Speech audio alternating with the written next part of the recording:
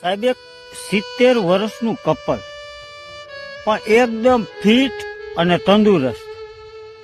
એટલે કોઈકે એનું ઇન્ટરવ્યુ લીધું અને પૂછ્યું કે તમારી આ તંદુરસ્તીનું રહસ્ય શું?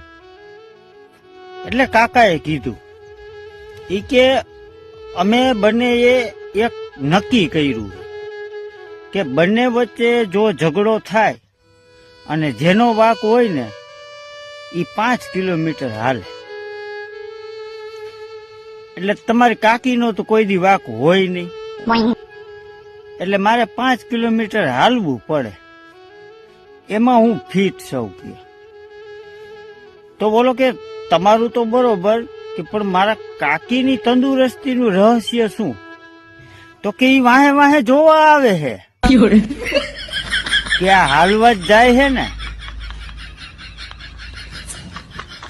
70 વરે વિશ્વાસ તો નમરે.